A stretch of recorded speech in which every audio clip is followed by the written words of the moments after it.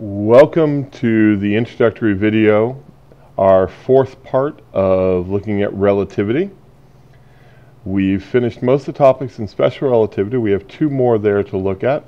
The mass and energy equivalence, best expressed by E equals mc squared. And then also looking at relativistic kinetic energy and total energy as part of that whole discussion. And then we're going to move into spending a little bit of time on general relativity and how that changes the universe even further. It being general since it incorporates accelerations where special relativity does not. So I hope you enjoy the presentations that are coming now. And perhaps the most remarkable prediction of special relativity, with enormous consequences in today's world, is the equivalence of mass and energy, written as E equals mc squared. Recall that we've discussed this in connection with the fission and fusion of atomic nuclei. Energy and mass are two sides of the same coin. The mass of an apple you hold in your hand is congealed energy. If you could convert even a tiny bit of its mass to energy, you'd have more than you bargained for. And I don't have to remind you of the tiny bit of matter in a nuclear bomb that is transformed to an awesome amount of energy. When you shake the apple to and fro, you feel its inertia. That inertia, as said, is congealed energy. So you're shaking energy when you shake the apple. In mid-1905, Albert Einstein derived what is now the most famous equation in the world, E equals mc squared. But he didn't just write this down out of the blue. It followed directly from his paper on special relativity that we talked about in last week's video. And here's how he did it.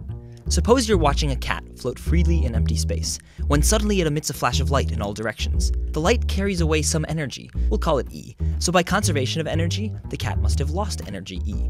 But since the light was emitted symmetrically in all directions, it won't have changed the cat's velocity. So where did the energy for the light come from? Never mind that now. Let's imagine you get bored and zoom off in a spaceship in the middle of the experiment.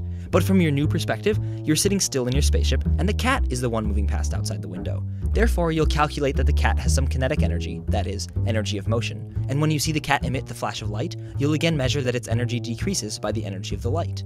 Except, now that you're moving, special relativity tells us that time passes at different rates for you and the cat, so you'll measure a different value for the frequency, and thus energy, of the light. This is the relativistic Doppler effect, and for our purposes, it amounts to multiplying the energy of the light by 1 plus your velocity squared divided by twice the speed of light squared. So to recap, if you take off at velocity v, you'll see the cat gain some kinetic energy ke1, then at the flash, you'll see the cat's energy decrease by e times 1 plus v squared over 2c squared. On the other hand, if you wait, you'll see the cat's energy decrease by e, and now when you take off, you'll see it gain kinetic energy ke2. But this is silly. You never touch or otherwise influence the cat in either case, so we should get the same total energy at the end. Rearranging, we see that the kinetic energies before and after the flash must be different. And the kinetic energy of an object is 1/2 of its mass times its velocity squared. But we know that the velocity was the same in both cases. So in order to account for the difference, the cat's mass must change when it emits the flash of light. Now, if we cancel things out, you can see that the change in mass of the cat must be equal to the energy of the light emitted divided by c squared. Or, as you've heard before, E equals mc squared. E equals mc squared may be the most famous equation in the world, but what you might not know is that it isn't the whole story. It just describes objects that have mass and that aren't moving. The full equation is E squared equals mc squared squared plus p times c squared, where p represents the momentum of the object in question. This might all seem a bit confusing, but in fact you can draw it as a right triangle with sides E, mc squared, and p times c.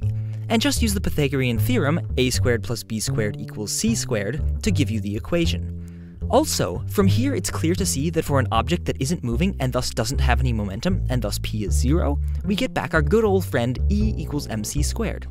On the other hand, if the particle in question is massless, like light, then mass is 0, and we get E equals p times c. This tells us that the energy of a massless particle, like a photon of light, is the same as its momentum, up to a factor of the speed of light. In fact, the closer the energy of something is to p times c, the closer that something is to behaving like light. I mean, look here, this tiny little bit of mass is hardly mass at all. Anyway, as an example, an object's velocity is equal to the speed of light times the ratio of the object's momentum to energy, or pc over e. If your momentum increases, p times c gets closer and closer to equaling your energy, so their ratio gets closer and closer to being 1, and your speed gets closer and closer to light speed. But because of that tiny little bit of mass, the momentum side of the triangle will always be a little bit smaller than the energy side. No matter how hard you try to increase your momentum, it never quite gets to the point where p times c equals your energy, and thus your velocity can never quite reach the speed of light, all because the hypotenuse of a right triangle is longer than its legs.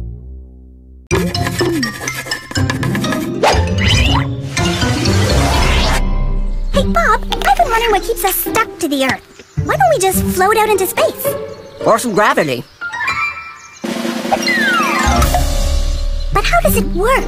All I really know is that this feeling of being pulled down is just like being pulled back into my seat when a car speeds up. You're saying gravity isn't a force pulling you down, but instead the ground is accelerating up? Like a car seat accelerating forward? Why not? If I fall off a ladder, I feel nothing, like an astronaut floating in space. It seems to me it's the ground that's accelerating up, not me accelerating down. But then wouldn't the Earth have to be expanding faster and faster? I need to think deeper, like Einstein. Maybe his warped space-time can make sense of this. That's a powerful idea.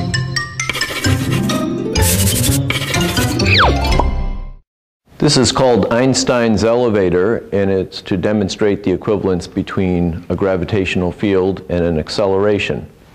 We have two guns here and here that are aimed in a straight line trajectory to the capture bags over here.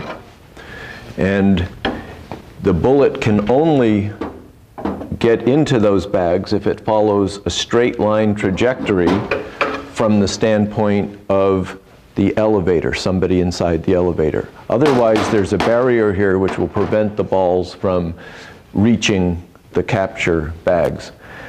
We can demonstrate that by firing the guns now at rest and see what the effect is.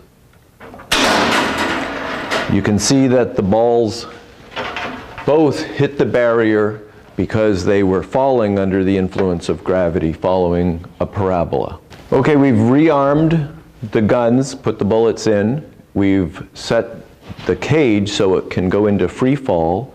When it's free falling, there's a switch that will trigger the bullets to be fired from the guns. And we'll see what happens this time. 3, 2, 1.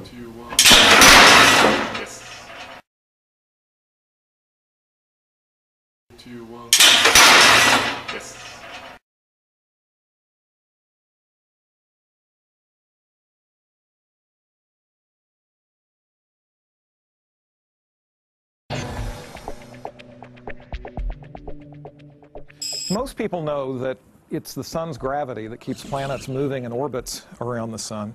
What we're going to do here is we're going to take a little bit deeper look at what the nature of gravity really is.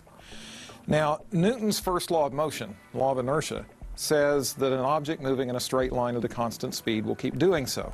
So here in the overhead view, we're looking down at a flat surface, and if I take this ball, which represents a planet, and I roll it across the surface, sure enough, it moves in a straight line at a constant speed.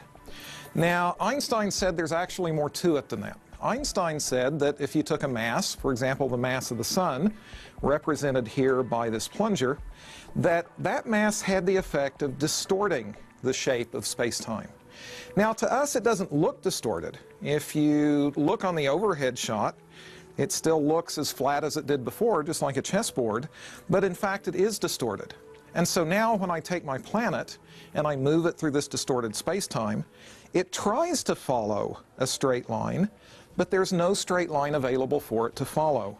And so instead what it winds up doing is it winds up moving around the central object on an orbit. It's that effect of that curved space-time that we usually call gravity.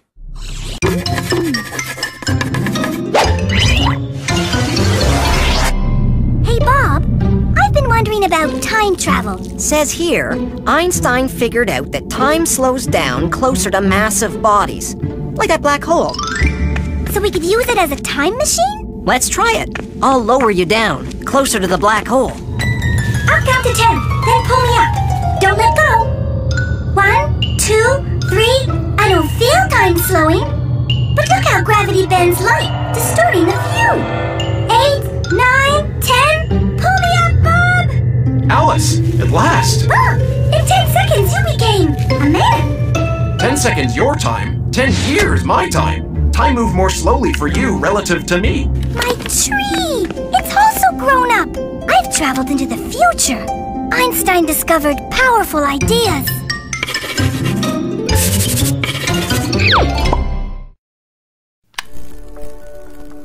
This week at Minute Labs, we sent the Minute Physics sheep into space to investigate the effects of non-inertial reference frames, which in this case is just a fancy way of saying accelerating rocket ship. You can see the relativistic space sheep prance around like astronauts by clicking on the link in the video description, or by visiting minitelabs.io and looking for the relativistic space sheep lab.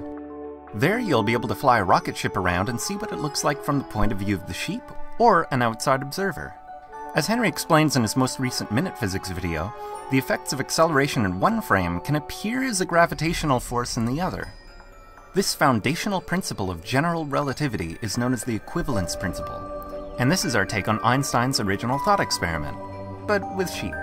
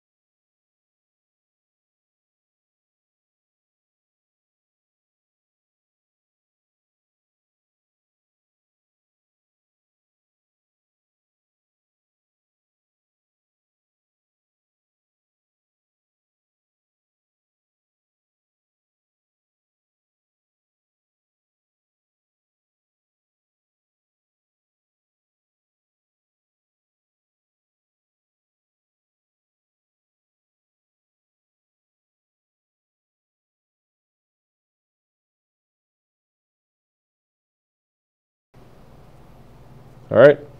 Well, I will see you in class. Have a good day.